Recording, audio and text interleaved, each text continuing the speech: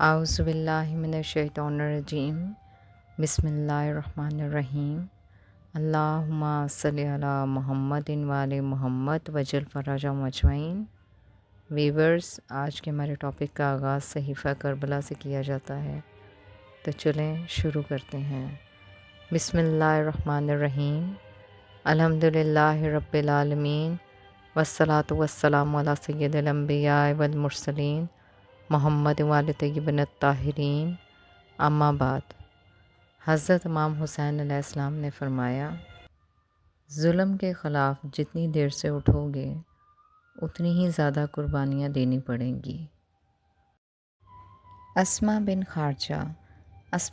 خارجہ بن حسن بن حذیفہ بن بدر فزاری کوفی، ان کی کنیت ابو حسان، ابو محمد، ابو ہند ہے۔ یہ اصحاب رسول اللہ صلی اللہ علیہ وآلہ وسلم کے تابعین میں سے کوفہ کے قبیلہ بنو فزارہ کا بزرگ تھا۔ یہ کوفہ کے بااثر سیاسی لوگوں میں سے تھا، خاص کر واقعہ کربلا کے باعث بننے والے واقعات میں موثر تھا۔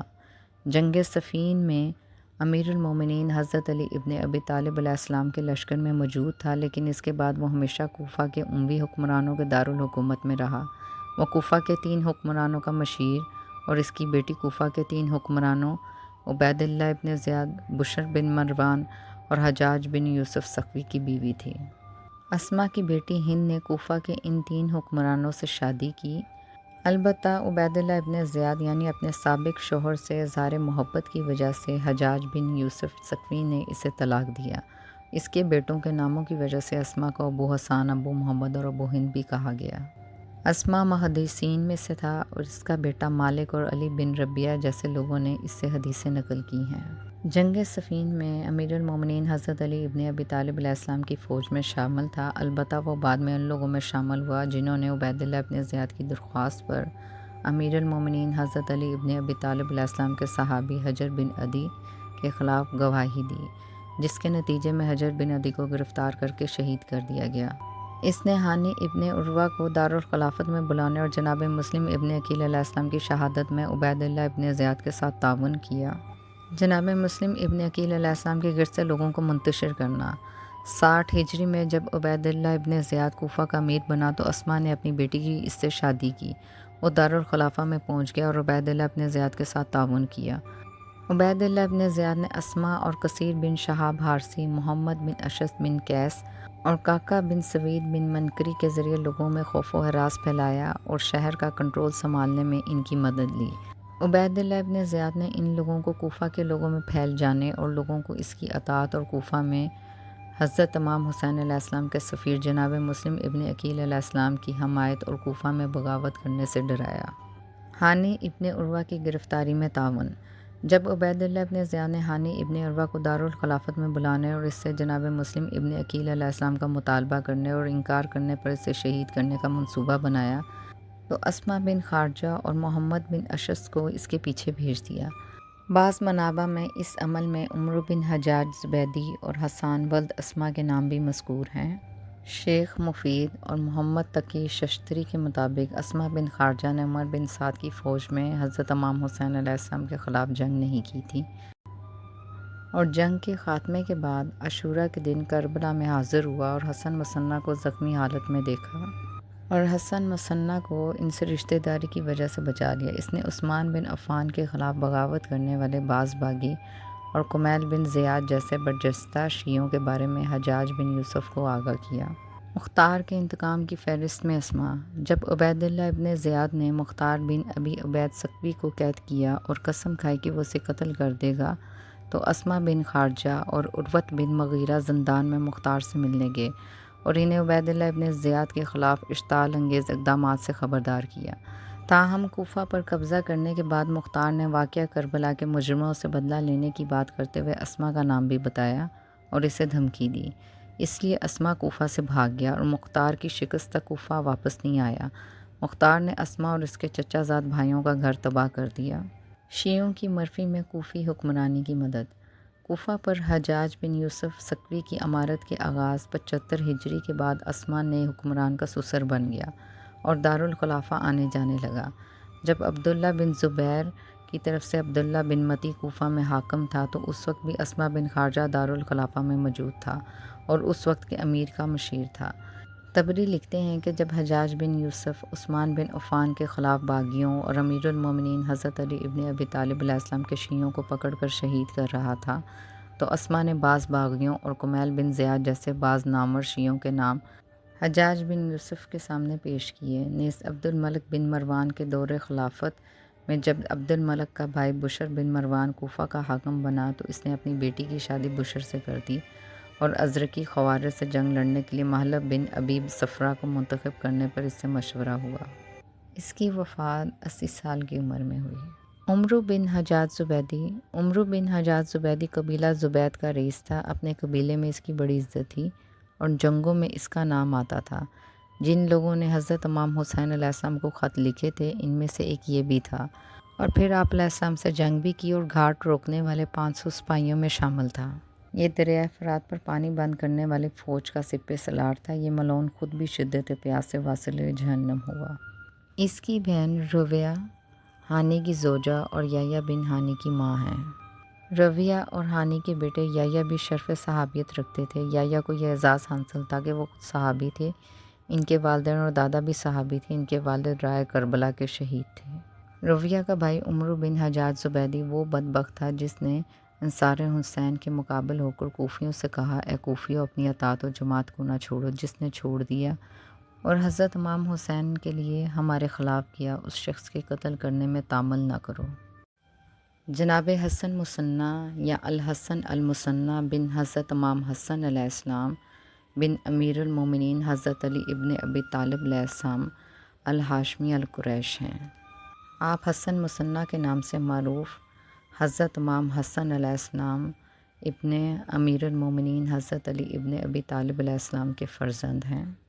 اول امام امیر المومنین حضرت علی ابن ابی طالب علیہ السلام کے بعد آپ کے والد حضرت امام حسن علیہ السلام دوسرے امام ہیں۔ آپ کی والدہ کا نام خولہ بنت منظور بن زبان الفزاری ہے۔ خولہ بنت منظور بن زبان فزاری حضرت امام حسن علیہ السلام کی زوجہ اور جناب حسن مثنیٰ کی والدہ ہیں۔ ان کا نسب نامہ خولہ بنت منظور بن زبان بن سیار بن عمرو بن جابر بن عقیل بن حلال بن سمی بن مازن بن فزارہ بن زبیان بن بغیس بن ریس بن غطفان بن سعد بن قیس اعلان بن مزر بن نزار بن ماد بن عدنان ہے۔ خارجہ بن سنان کی بیٹی ملیکہ خولہ کی ماں تھیں۔ خولہ کے والد منظور بن زبان فزاری فزارہ میں اپنی قوم کے سردار تھے اور خولہ سب سے خوبصورت اور فصیح و بلیغ عورتوں میں سے تھیں۔ خولہ حسن و جمال، شان و شوکت، علم و کمال اور اقتدار کی حامل تھیں۔ ان کے لیے قریش کے نوجوانوں کی طرف سے متعدد رشتے آئے، لیکن ان کے والد منظور نے انہیں یہ کہہ کر مسترد کر دیا کہ وہ اس کے لائق نہیں ہیں، اور بعض روایات میں ہے کہ خولہ کی والدہ نے خولہ کی شادی طلحہ کے بیٹے محمد سے کر دی، اور اس طرح خولہ پہلے محمد بن طلحہ کی بیوی تھیں۔ جنگ جمل میں اس کے قتل ہونے کے بعد حضرت امام حسن علیہ السلام کی زوجیت میں آئیں۔ تاریخی نقل کے مطابق خولہ کی بہن تمادر کے شوہر عبداللہ بن زبیر نے خولہ کے پہلے شوہر محمد بن طلحہ کے قتل ہونے کے بعد اس کے باپ کی غیر موجودگی میں حضرت امام حسن علیہ السلام کو ان سے شادی کرنے کی تجویز دی۔ حضرت امام حسن علیہ السلام نے اس سے موافقت کی۔ کہتے ہیں کہ شروع میں اس کے باپ نے اس بات سے آگاہ ہونے پر ناراضگی کا اظہار کیا، لیکن بعد میں رضایت دے دی۔ البتہ معاصر مورخ باقر شریف کرشی نے اس تاریخی نقل کی صداقت کو مشکوک جانا ہے اور اسے حضرت امام حسن علیہ السلام کی شان کے خلاف قرار دیا ہے۔ انہوں نے اس بات کے نادرست ہونے کے بارے میں کئی شواہد بھی پیش کیے ہیں۔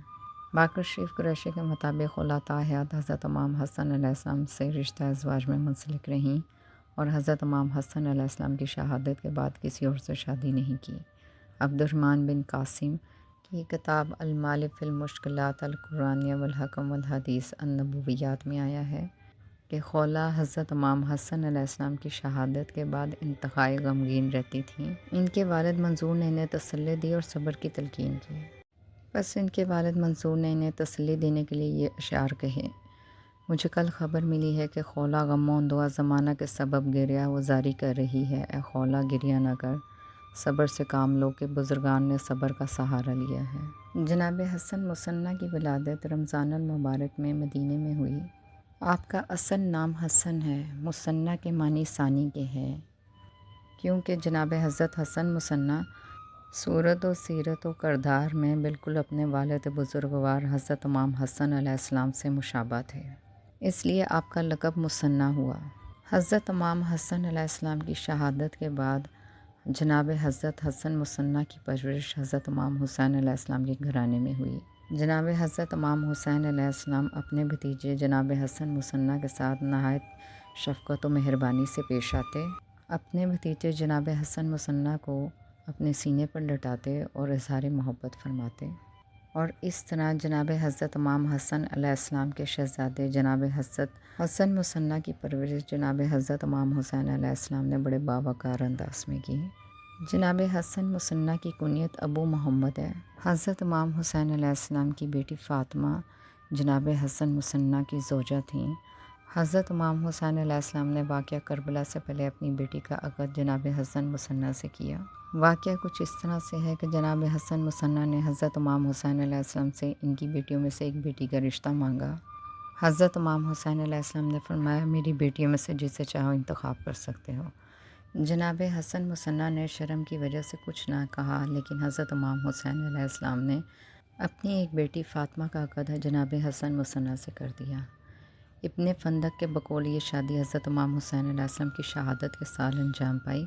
حضرت امام حسین علیہ السلام کی شہادت سن 61 ہجری کی 10 محرم کو ہوئی۔ اس لحاظ سے زیادہ احتمال یہی کہ عاشوراء سے کچھ مدت پہلے 60 ہجری میں ہی مکہ میں انجام پائی۔ بس اس بنا پر جناب حسن مثنیٰ اپنی زوجہ جناب فاطمہ بنت الحسین کے ہمراہ کربلا میں موجود تھے۔ جناب حضرت امام حسین علیہ السلام کی دختر جناب فاطمہ سے ان کی اولاد عبداللہ، محض، ابراہیم، عمر، حسن مثلث تھے۔ ان تینوں فرزندوں کی وفات عباسی خلیفہ ابو جعفر منصور کے زندان میں ہوئی۔ پھر ان کے بعد عبداللہ بن حسن ایک عالم اور ادیب شخص تھے جنہوں نے عباسیوں کے خلاف تحریکوں کی قیادت کی۔ نفس زکیہ کے نام سے مشہور ہونے والے محمد اور قتیل باقمرہ کے نام سے مشہور ابراہیم بھی ان کی نسل میں سے ہیں۔ جناب حسن مثنیٰ واقعہ کربلا میں موجود تھے۔ ابو مخنف کی احمد بن ابراہیم حسنی سے منقول روایت کے مطابق اس وقت آپ کی عمر 19 یا 20 سال تھی۔ روز عاشوراء آپ نے بڑی بہادری کے ساتھ حضرت امام حسین علیہ السلام کی میت میں جنگ کی اور زخمی ہو کر اسیر ہوئے۔ جناب حسن مثنیٰ میدان کربلا میں اپنے بھائیوں کے ساتھ حضرت امام حسین علیہ السلام کے قافلے میں شریک تھے۔ آپ میدان کربلا میں یزیدیوں سے مقابلہ کرتے ہوئے شدید زخمی ہو کے بے ہوش ہو گئے، یعنی آپ روز عاشوراء میدان میں آئے دلیروں کی مانند جنگ کرتے کرتے زمین پر گرے۔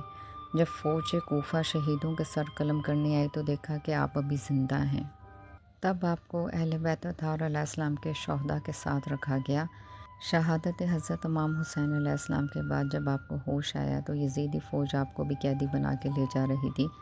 تب کچھ یزیدی لوگوں نے یہ چاہا کہ آپ کو بھی قتل کر دیں، مگر آپ کی والدہ کے قبیلے میں سے ایک شخص جو کہ کچھ روایتوں کے مطابق آپ کے ننالی رشتہ دار اور کچھ معتبر روایتوں کے مطابق وہ آپ کے ماموں ہیں، جس کا نام اسما بن خارجہ فزاری تھا، اس نے جب آپ کو اتنی بری حالت میں دیکھا اور پہچانا تو یزیدی فوج کو آپ کو مارنے سے روک دیا اور اس فوج کے ساتھ بھی نہ جانے دیا، اور یزیدیوں کو یہ کہہ کر اس نے جناب حسن مثنیٰ کو ان سے لیا کہ یہ ان کے قبیلے میں سے ان کے رشتہ دار ہیں، اور اس طرح اسما بن خارجہ جناب حسن مثنیٰ کو اپنے ساتھ کوفہ لے گیا اور وہاں اپنی زیر نگرانی آپ کا علاج کرایا، اور جب آپ کے زخم بھر گئے اور آپ صحت یاب ہو گئے تو آپ کو کوفہ سے مدینہ منورہ روانہ کر دیا گیا۔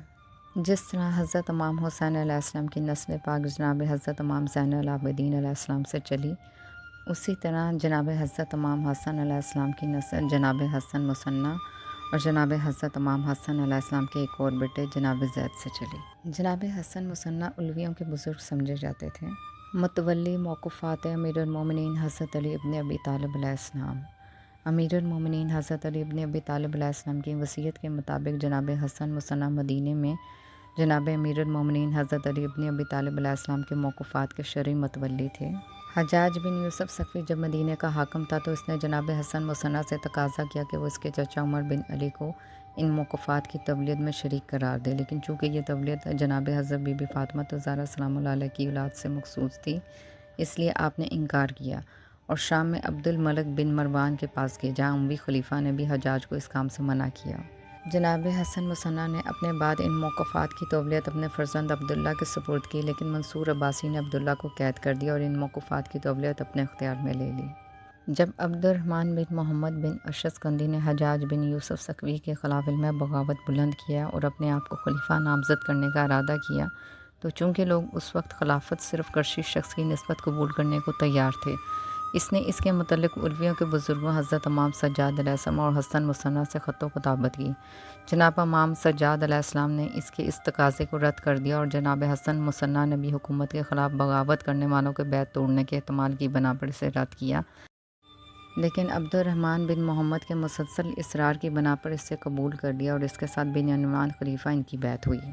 عراق کے مشہور علماء عبد الرحمن بن ابی لیلہ، شبیہ محمد بن سیرین، حسن و بصرہ نے ان کی بیعت کی اور حسن مثنیٰ الرضا کے نام سے ملقب ہوئے، لیکن شیخ مفید کے مطابق حسن مثنیٰ نے ہرگز امامت کا دعویٰ نہیں کیا اور نہ ہی کسی نے ان کے بارے میں ایسا دعویٰ کیا ہے۔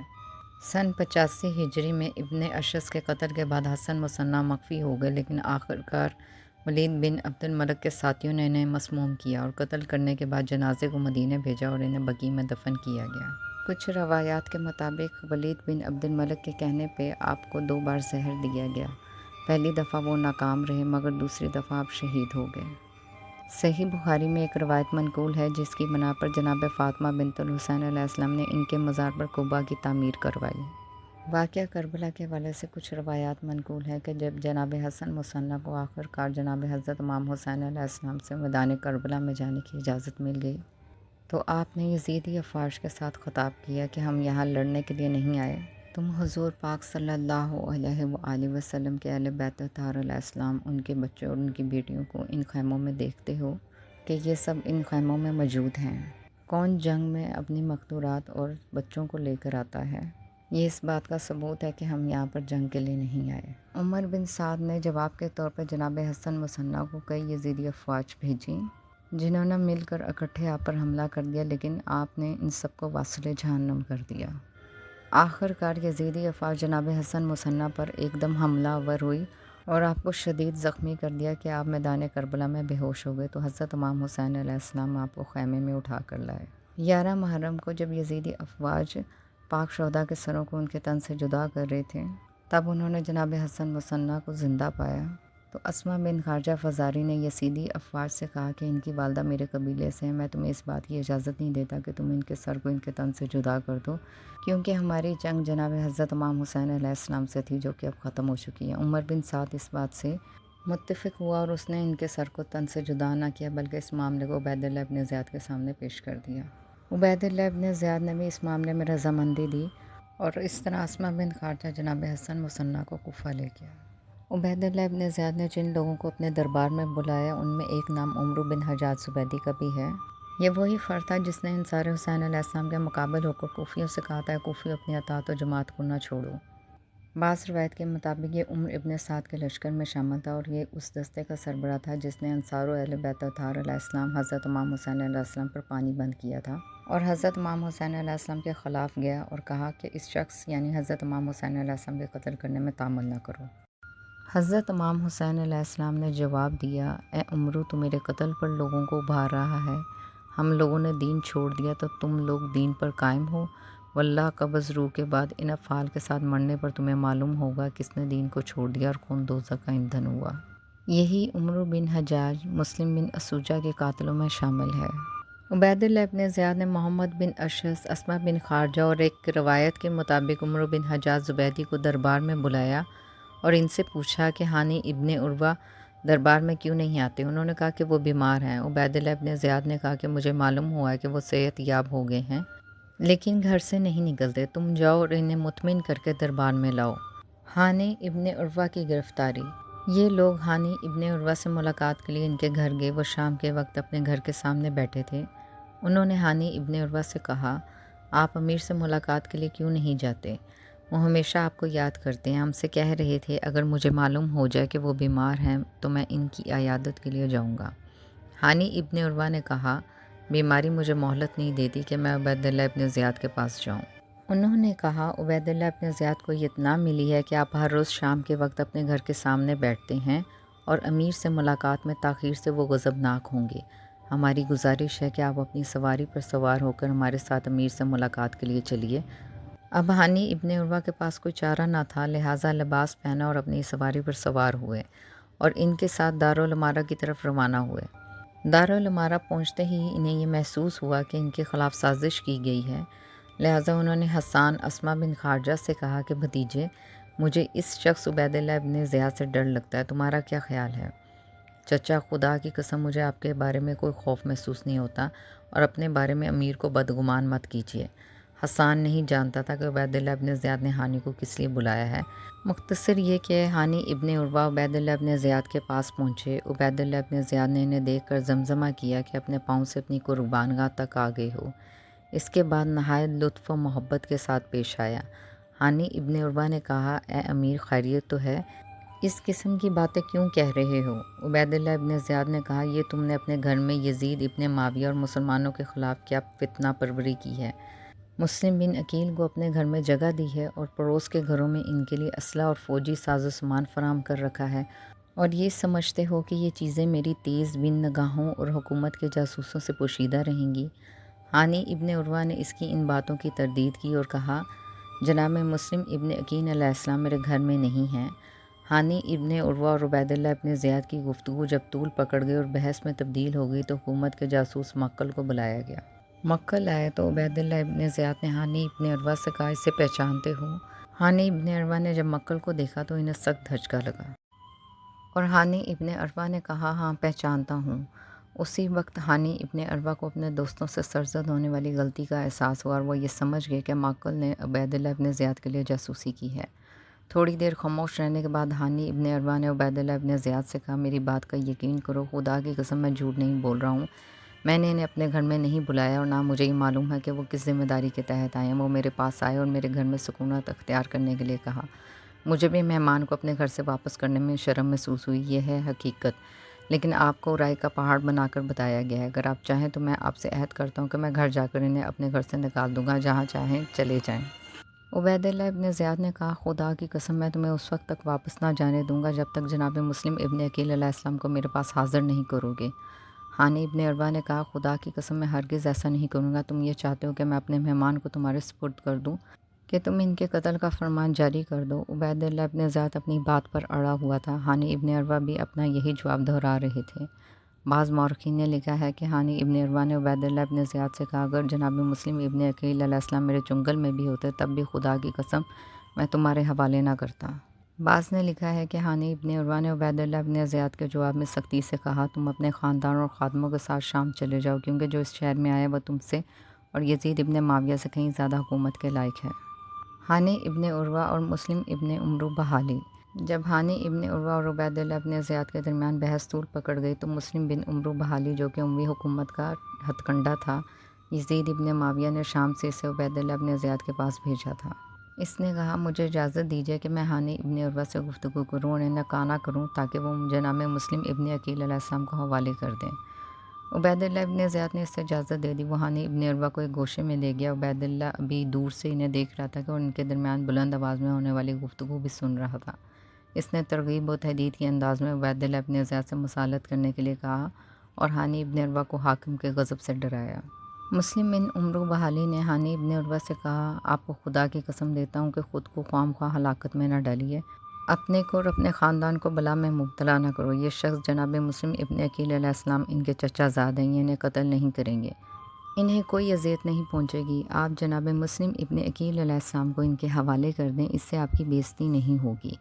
ہانی ابن عروہ جانتے تھے کہ جناب مسلم ابن عقیل علیہ السلام کو حوالے کرنا بہت مذموم فعل ہے، اور اگر جناب مسلم ابن عقیل علیہ السلام حکومتی کارندوں کے ہاتھ لگ گئے تو وہ انہیں ضرور قتل کر دیں گے۔ اس سے میری اور میرے خاندان کی بے عزتی ہوگی کہ اپنے مہمان کو دشمن کے حوالے کر دیا۔ لہٰذا بحالی کو جواب دیا خدا کی قسم میرے لیے اس سے بڑی کوئی بے عزتی نہیں ہے کہ میں فرزند رسول خدا صلی اللہ علیہ وآلہ وسلم کے قاصد اپنے مہمان جناب مسلم ابن عقیل علیہ السلام کو عبید اللہ ابن زیاد کے حوالے کر دوں۔ ہانی ابن عروہ نے عبید اللہ ابن زیاد سے یہ بھی کہا، بھی تو میں زندہ ہوں، میرے بازوؤں میں دم ہے اور میرے بہت سے مددگار ہیں۔ اگر میں تنہا بھی ہوتا، کوئی میرا مددگار نہ ہوتا تو تب بھی میں جناب مسلم ابن عقیل علیہ السلام کو آپ کے حوالے نہ کرتا۔ ایسی باتیں وہ آزاد مرد کہتے ہیں جو انسانی اقتدار پر اپنی زندگی فدا کر دیتے ہیں۔ وہ اس چیز کے سامنے نرم نہیں پڑتے کہ جس سے ان کی شرافت پر حرف آتا ہو۔ بعض مورخین نے لکھا ہے کہ جب ہانی ابن عروہ نے عبید اللہ ابن زیاد سے یہ کہا کہ تمہارے لیے یہی بہتر ہے کہ اپنے چشم و قدم کے ساتھ شام چلے جاؤ، تمہارے لیے امان ہے، جدھر چاہو چلے جاؤ۔ مہران جو کہ عبید اللہ ابن زیاد کا غلام تھا، اس نے عبید اللہ ابن زیاد سے کہا، یہ کتنی ذلت کی بات ہے کہ یہ شخص یعنی ہانی ابن عروہ آپ کی حکومت میں آپ کو امان دے رہا ہے۔ عبید اللہ ابن زیاد نے چلا کر کہا، اسے پکڑ لو۔ مہران نے ہانی ابن عروہ کے گھیسو پکڑ لیے اور عبید اللہ ابن زیاد نے ان کی پیشانی اور چہرے پر اتنی چھڑی ماری کہ ناک ٹوٹ گئی، لباس لہو لہان ہو گیا اور گوشت داڑھی پر لٹک گیا۔ ضرب کی شدت سے عبید اللہ ابن زیاد کی چھڑی ٹوٹ گئی۔ ہانی ابن عروہ نے اپنا دفاع کرنے کے لیے تلوار کے قبضے پر ہاتھ ڈالا اور نیام سے باہر کھینچ لی، لیکن عبید اللہ ابن زیاد نے کہا، کیا تم حروری ہو کہ یزید ابن معاویہ کی حکومت کے خلاف خروج کر رہے ہو اور تلوار کھینچ رہے ہو؟ اس کام سے تم نے اپنا خون حلال کر لیا اور اپنا قتل مباح قرار دے دیا ہے۔ اس کے بعد ہانی ابن عروہ کو دارالامارہ ہی میں قید کرنے کا حکم دے دیا گیا۔ حرورہ کسر و مد کے ساتھ ایک گاؤں کا نام ہے جو کہ کوفہ کے نزدیک واقع ہے۔ اسلام میں خوارج کو کہتے ہیں کیونکہ ان سب سے پہلا اجتماع یہی ہوا تھا۔ قبیلہ مزہج کی شورش۔ جب عمرو بن حجاج زبیدی نے یہ افواہ سنی کہ عبید اللہ ابن زیاد نے ہانی ابن عروہ کو قتل کر دیا ہے تو وہ قبیلہ مزہج کے لوگوں کے ساتھ دارالامارہ پہنچا، دارالامارہ کا محاصرہ کر لیا اور بلند آواز سے کہا، میں عمرو بن حجاج زبیدی ہوں، میرے ساتھ قبیلہ مزہج کے بزرگ اور سوار ہیں، وہ دائرہ اطاعت سے باہر نہیں ہیں اور جماعت سے علیحدگی اختیار نہیں کی ہے۔ انہیں یہ خبر ملی ہے کہ ان کا سردار قتل کر دیا گیا ہے، یہ ان کے لیے بہت گراں ہیں۔ عبید اللہ ابن زیاد نے جب یہ صورتحال دیکھی تو شریح قاضی سے کہا کہ وہ ہانی ابن عروہ سے ملاقات کرے اور ہانی ابن عروہ کے خاندان والوں کو بتائے کہ وہ زندہ ہے۔ شریح قاضی ہانی ابن عروہ کے پاس پہنچا تو ہانی ابن عروہ نے فریاد بلند کی، اے خدا، اے مسلمانوں، کیا میرے قبیلہ والے مر گئے ہیں؟ کہاں ہیں مومن لوگ؟ کہاں اہل بصیرت؟ اس وقت ان کی سفید داڑھی سے خون ٹپک رہا تھا۔ اسی اثنا میں باہر سے ہانی ابن عروہ کے کان میں نعرہ بازی کی صدا پہنچی۔ کہنے لگے، میرے خیال میں یہ شور و ہنگامہ کرنے والے قبیلہ مظہر سے میرے پیروکار ہیں۔ اگر ان میں سے 10 آدمی دارالامارہ میں داخل ہو جائیں تو مجھے نجات دلا دیں گے۔ یہ بات سن کر شریح قاضی باہر گیا اور مزہج والوں کو مخاطب کر کے کہا، میں نے امیر کے حکم سے ہانی ابن عروہ سے ملاقات کی ہے، وہ زندہ ہیں۔ عمرو بن حجاج اور اس کے مددگاروں نے شریح قاضی سے وضاحت طلب کیے ہوئے کہا، خدا کا شکر ہے کہ ہانی ابن عروہ زندہ ہیں۔ اس کے بعد دارالامارہ کا محاصرہ توڑ کر اپنے اپنے گھروں کو لوٹ گئے۔ عبید اللہ ابن زیاد کی تقریر۔ ہانی ابن عروہ کو گرفتار کرنے کے بعد عبید اللہ ابن زیاد حکومتی حکام اور بعض کوفہ کے سربراہ افراد کے ساتھ شہر کی مسجد میں گیا، تقریر کی اور اپنی تقریر کے ذیل میں کہا، لوگوں، خدا کی اطاعت اور اپنے پیشواؤں کی اطاعت سے غافل مت رہو اور اتفاق و اتحاد کو چھوڑ کر تفرقہ و جدائی اختیار نہ کرو، اس سے تمہاری عزت و آبرو اور جان و مال محفوظ رہے گا۔ جو تم سے سچی سچی بات کہے اور تمہیں تمہارے امور کے نتائج سے آگاہ کرے وہی تمہارا بھائی ہے۔ ابھی عبید اللہ ابن زیاد ممبر سے نیچے نہیں اترا تھا کہ بعض لوگوں نے شور مچایا کہ جناب مسلم ابن عقیل علیہ السلام آ گئے ہیں۔ جناب مسلم ابن عقیل علیہ السلام آ گئے۔ عبید اللہ ابن زیاد جان کے خوف سے فوراً مسجد سے بھاگیا اور دارالامارہ میں پہنچ کر سانس لیا۔ خادموں کو حکم دیا کہ قصر کے دروازے بند کر دو۔ عبداللہ بن حزام کہتے ہیں، میں جناب مسلم ابن عقیل علیہ السلام کی طرف سے عبید اللہ ابن زیاد کے قصر اور ہانی ابن عروہ کے حالات کی کھوج لگانے پر مامور تھا۔ سب سے پہلے میں نے جناب مسلم ابن عقیل علیہ السلام کو اس بات کی خبر دی تھی کہ قبیلہ مراد کی بعض عورتیں یہ فریاد کر رہی ہیں، یا ابرتا یا شکالہ۔ میں جناب مسلم ابن عقیل علیہ السلام کی خدمت میں حاضر ہوا اور بتایا کہ ہانی ابن عروہ کو گرفتار کر دیا گیا ہے۔ انہوں نے فرمایا کہ اطراف کے گھروں میں جو ہمارے مددگار سکونت پذیر ہیں انہیں بلاؤ۔ چنانچہ اس نعرے یا منصور امتی کے ساتھ 4000 مددگار جناب مسلم ابن عقیل علیہ السلام کے پاس جمع ہو گئے۔ اس نعرے سے فوجیوں کو جنگ اور دشمن پر غلبہ پانے کے لیے لگایا جا رہا تھا۔ اس میں دشمن کی نابودی اور اپنی کامیابی کی بشارت تھی۔ جناب مسلم ابن عقیل علیہ السلام کا قیام اور دارالامارہ کا محاصرہ۔ جناب مسلم ابن عقیل علیہ السلام نے عبید اللہ ابن زیاد سے مقابلہ کرنے کے لیے عبد الرحمن بن عزیز کندی کو قبیلہ ربیہ کے سواروں کا اور مسلم بن اسوجہ کو قبیلہ مزہج و اسد کے پیادہ سپاہیوں کا کمانڈر مقرر کیا اور ابو ثمامہ ساعدی کے سپرد قبیلہ تمیم و ہمدان کی سپہ سالاری کی اور اہل مدینہ کو منظم و آمادہ کرنے کی ذمہ داری عباس بن جودہ جدلی کو سونپی اور خود اپنے انصار کے ساتھ دارالعمارہ کی طرف روانہ ہوئے اور اسے محاصرے میں لے لیا۔ عبداللہ بن حاسم جو کہ واقعے کا عینی شاہد ہے، وہ قسم کھا کے کہتا ہے کہ تھوڑی ہی دیر میں مسجد و بازار مجمع سے جھلکنے لگا۔ عبید اللہ ابن زیاد نے جان کے خوف سے دارالعمارہ میں پناہ لی اور حکم دیا، دیکھو قصر کا کوئی دروازہ کھل نہ جائے۔ محاصرہ شکنی کے لیے عبید اللہ ابن زیاد کا منصوبہ۔ جب جناب مسلم ابن عقیل علیہ السلام اور ان کے انصار نے دارالعمارہ کا محاصرہ کیا تو اس وقت عبید اللہ ابن زیاد کے قصر میں 30 فوجی اور 20 افراد کوفہ کے شرفا میں سے تھے، جو قصر کی چھت سے اس جم افیر کو دیکھ رہے تھے۔ محاصرہ کرنے والے عبید اللہ ابن زیاد اور اس کے ساتھیوں پر سنگ باری کر رہے تھے۔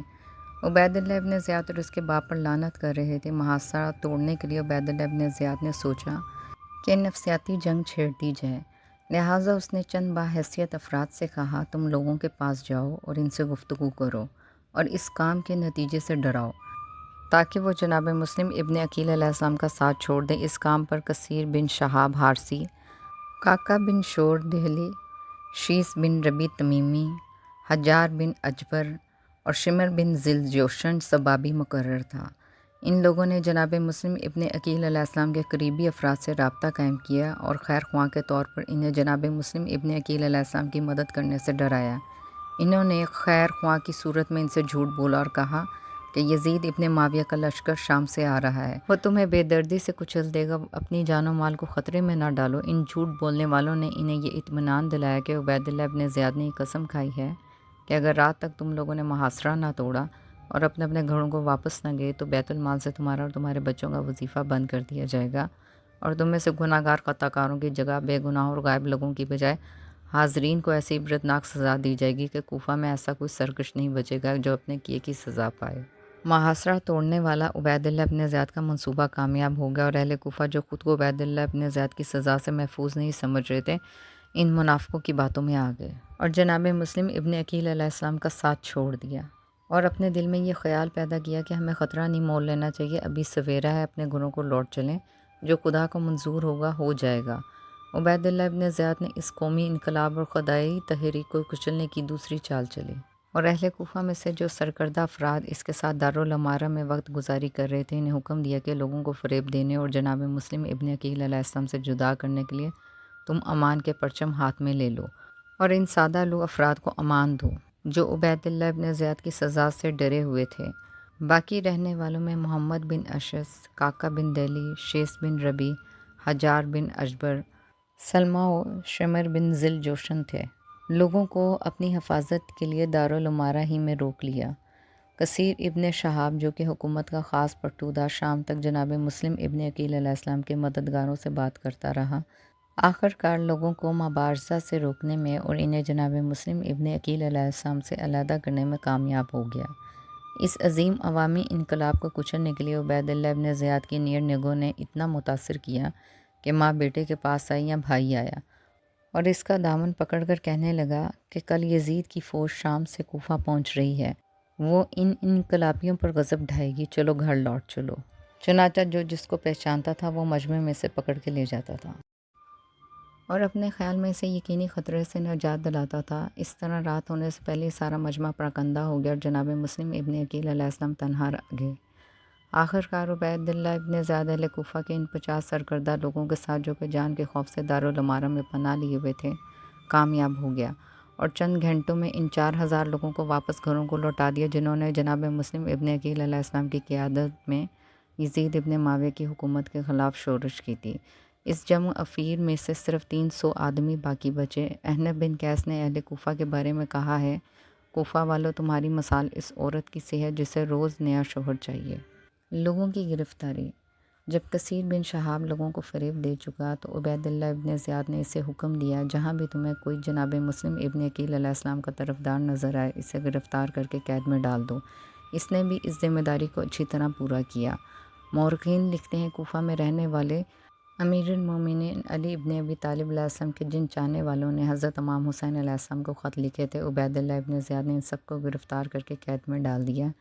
قید کیے جانے والوں میں جناب سلمان بن سرد خزئی، ابراہیم بن مالک اشتر، ابن صفان، یحییٰ بن اوف، ساسا بن سوہان عبدی بھی شامل تھے۔ یہ بزرگوار یزید ابن معاویہ کے ہلاک ہو جانے کے بعد بھی قید ہی میں تھے۔ بعد میں لوگوں کی تحریک سے آزاد ہوئے اور خون حسین علیہ السلام کا انتقام لینے کے لیے قیام کیا۔ رات ہو گئی تو اس جمع و فیر میں سے جناب مسلم ابن عقیل علیہ السلام کے ساتھ صرف 30 وفادار بچے تھے، باقی فریب کھا کر اپنے گھروں کو لوٹ گئے تھے یا گرفتار کر لیے گئے تھے۔ جناب مسلم ابن عقیل علیہ السلام نے نماز مغرب ادا کی اور محلہ کندہ جہاں آپ قیام پذیر تھے کی طرف روانہ ہوا۔ ابھی محلہ کندہ تک نہیں پہنچے تھے کہ 20 آدمی اور آپ کا ساتھ چھوڑ کر چلے گئے اور فقط 10 آدمی آپ کے ساتھ باقی بچے، اور جب اس محلے تک پہنچے تو آپ کے ساتھ کوئی فرد و فرید نہیں تھا۔ جناب مسلم ابن عقیل علیہ السلام کوفہ کی گلی کوچوں میں پھر رہے تھے، سمجھ میں نہیں آتا تھا کہ کس کے در پہ دستک دیں۔ اس رات کی تاریکی میں ایک آدمی کی آواز نے جناب مسلم ابن عقیل علیہ السلام کی توجہ کو اپنی طرف متوجہ کر دیا۔ وہ کہہ رہا تھا، مولا شب میں کہاں کا قصد ہے، کہاں تشریف لے جا رہے ہیں؟ یہ سید بن احنف تھے۔ جناب مسلم ابن عقیل علیہ السلام نے کہا، میں امن و اطمینان کی جگہ جانا چاہتا ہوں تاکہ وہاں اپنی بیعت کرنے والوں میں سے کچھ لوگوں کو جمع کر کے اور مبارزہ کروں۔ سید بن احنف کو حالات بدل جانے کی خبر تھی، لہٰذا انہوں نے افسوس کے ساتھ کہا، ہرگز ایسا نہیں ہو سکے گا کیونکہ شہر کے دروازے بند کر دیے گئے ہیں، شہر کے اطراف میں جاسوس مقرر کیے گئے ہیں تاکہ وہ آپ کو گرفتار کر لیں اور معاملہ ہی ختم کر دیا جائے۔ آئیے میرے ساتھ محمد بن کثیر کے گھر چلے، یہ امن کی جگہ ہے، وہ یقیناً آپ کو پناہ دیں گے۔ جناب مسلم ابن عقیل علیہ السلام ان کے ساتھ روانہ ہوئے۔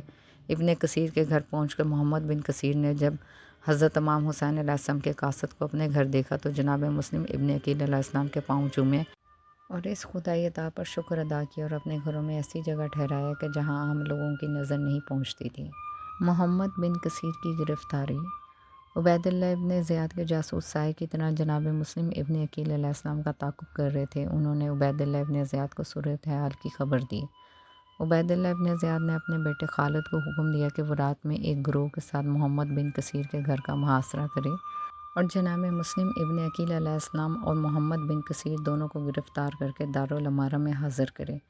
لیکن جب خالد نے محمد بن کثیر کے گھر کی تلاشی لی اور جناب مسلم ابن عقیل علیہ السلام کو گھر میں نہ پایا تو وہ محمد بن کثیر اور ان کے بیٹے کو اسیر کر کے دارالامارہ میں لے گیا۔ جب سلمان بن سرد خزائی، ابی عبیدہ ثقفی اور ورقہ بن عازب کو محمد بن کثیر اور ان کے بیٹے کے گرفتار ہونے کی خبر ملی تو انہوں نے آپس میں طے کیا کہ کچھ فوج فراہم کر کے عبید اللہ ابن زیاد پر حملہ کیا جائے اور محمد بن کثیر اور ان کے بیٹے کو عبید اللہ ابن زیاد کے چنگل سے نجات دلائی جائے اور اس کے بعد کوفہ کو خیر بات کہہ کر حضرت امام حسین علیہ السلام سے متصل ہو جائیں۔ صبح ہوئی تو عبید اللہ ابن زیاد نے حکم دیا کہ محمد بن کثیر اور اس کے بیٹے کو حاضر کیا جائے۔ محمد بن کثیر کو ڈرانے اور برا بھلا کہنے کے بعد کہا، جہاں مسلم بن عقیل چھپے ہوئے ہیں اس جگہ کا پتہ بتاؤ اور انہیں ہمارے حوالے کرو۔ جب انہوں نے پہلو تہی کی تو عبید اللہ ابن زیاد نے سامنے رکھی ہوئی دوات ان کی پیشانی پر دے ماری جس سے وہ زخمی ہو گئے۔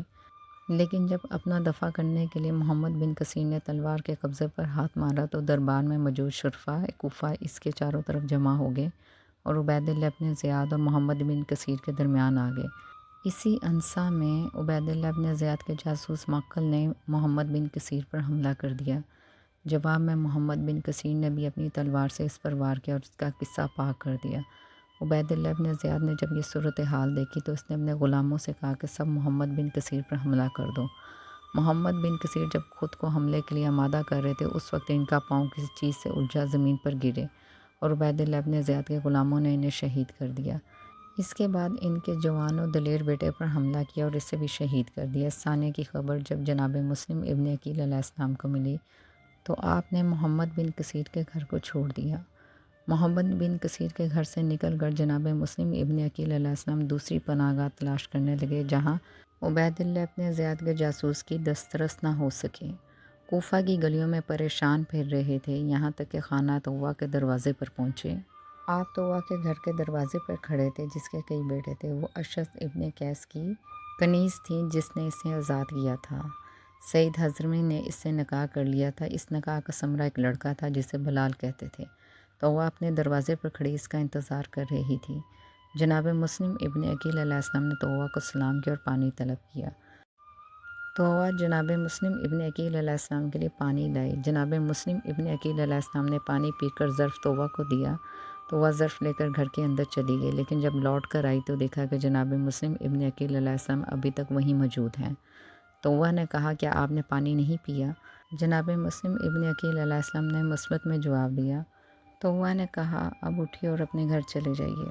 جناب مسلم ابن عقیل علیہ السلام نے کوئی جواب نہ دیا۔ تووا نے پھر اپنی پہلی بات دہرائی، لیکن اس بار بھی جناب مسلم ابن عقیل علیہ السلام نے کوئی جواب نہ دیا۔ غرض یہ کہ جناب مسلم ابن عقیل علیہ السلام کو پانی دے کر تووا نے یہ خواہش کی کہ جلدی اپنی راہ لگیے کیونکہ یہاں کی فضا بہت مقدر ہے۔ اور تیسری دفعہ پھر جناب مسلم ابن عقیل علیہ السلام کو تووا نے کہا اب اپنے گھر کیوں نہیں جاتے؟ اس بار بھی جناب مسلم ابن عقیل علیہ السلام خاموش رہے۔ جناب مسلم ابن عقیل علیہ السلام کی خاموشی پر تووا نے پھر ان سے ایک بار کہا آپ اٹھیے اور اپنے گھر جائیے، یہ صحیح نہیں ہے کہ اجنبی مرد میرے دروازے پر بیٹھے، مجھے یہ بات پسند نہیں ہے۔ جناب مسلم ابن عقیل علیہ السلام اپنی جگہ سے اٹھے اور تووا سے کہا اللہ کی کنیز میں مسافر ہوں، اس شہر میں میرا گھر نہیں ہے، اور آپ نے فرمایا جس کا کوئی گھر نہ ہو وہ کہاں جائے؟ کیا تم نیک کام کر کے اس بات کا اجر لینا چاہتی ہو سکتا ہے کہ میں تیری خدمت کا صلہ دے سکوں۔ تووا نے کہا خدا کے بندے میں کیا کر سکتی ہوں۔ پھر تووا نے جناب مسلم ابن عقیل علیہ السلام سے پوچھا کہ آپ کون ہیں؟